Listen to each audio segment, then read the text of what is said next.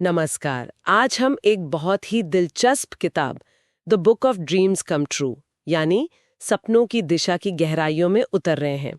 ये सिर्फ पढ़ने वाली किताब नहीं है, बल्कि इसमें ना सवाल हैं, अभ्यास है, एक प्रैक्टिकल गाइड जैसी। तो आज हम समझेंगे कि इससे क्या सीखा जा सकता है अपने सपनों को सच करने के लिए। हाँ, बिल्कुल। और ये जरूरी भी है क्योंकि आजकल की भागदौड़ में ना हम कई बार अपने सपनों के बारे में सोचना ही भूल जाते हैं। तो ये जानना बहुत महत्वपूर्ण है कि आत्मचिंतन और एक साफ योजना कैसे हमें रास्ता दिखा सकती है। ये किताब इसी प्रक्रिया को थोड़ा आसान बनाती है, ऐसा मुझे लगता है। हाँ बिल्कुल।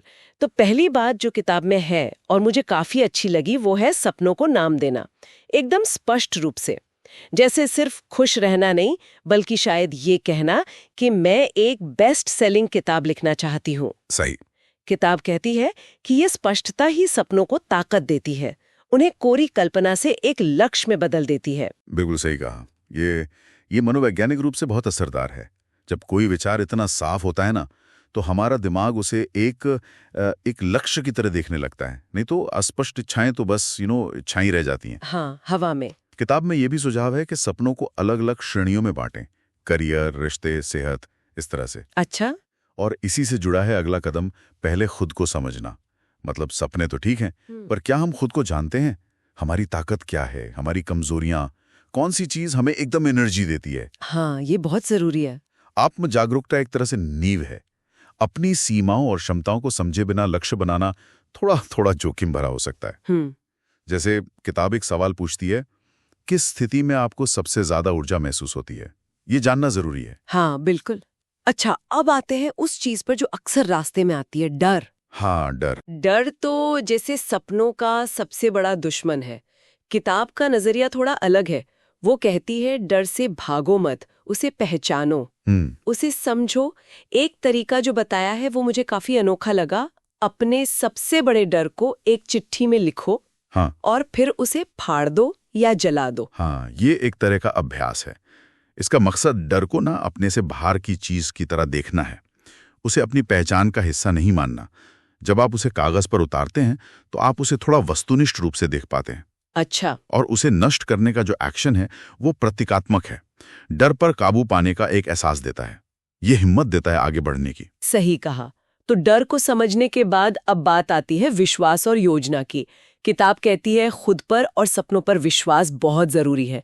इसके लिए रोजाना सकारात्मक बातें दोहराना, एफर्मेशंस जिसे कहते हैं। हाँ, एफर्मेशंस। और अपने सपने को सच होते हुए महसूस करना, विजुअलाइजेशन। बिल्कुल।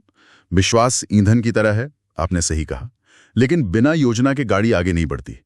तो विश्वास के साथ साथ एक ठोस एक्शन प्लान, स्मार्ट गोल्स वाला प्लान। हाँ, स्मार्ट मतलब स्पेसिफिक, मेजरेबल। हाँ बिल्कुल, स्पेसिफिक, मेजरेबल, अचीवेबल, रेलेवेंट और टाइम बाउंड।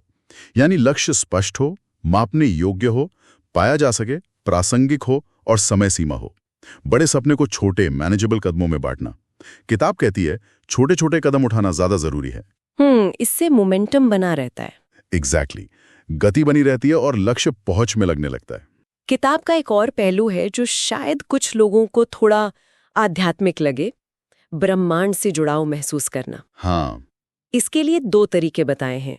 एक तो आभार व्यक्त करना, ग्रैटिट्यूड प्रैक्टिस, रोज उन चीजों के लिए शुक्रगुजार होना जो हमारे पास हैं।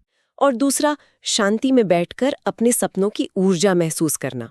इसका क्या मतलब है? देखिए, आभार का अभ्यास जो है वो हमारी मानसिकता को बदलता है, अभाव से प्रचुरता की ओर ले जाता है। जी। जब हम शुक्रगुजार होते हैं तो हम समाधान और अवसरों पर ज्यादा ध्यान देते हैं, समस्याओं पर कम।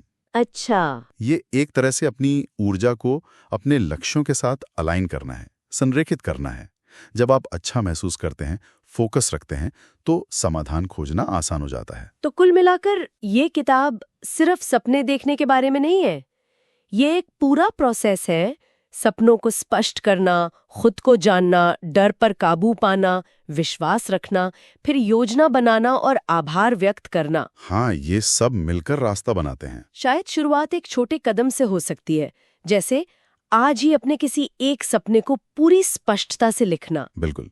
और जाते जाते सोचने के लिए एक बात शायद छोड़ी जा सकती है, क्या अपने सपनों को लिखना और उन पर काम करना क्या ये सिर्फ परिणाम पाने के बारे में है, या फिर ये खुद को बेहतर तरीके से जानने की और रोजमर्रा की जिंदगी में एक मकसद खोजने की एक यात्रा भी है?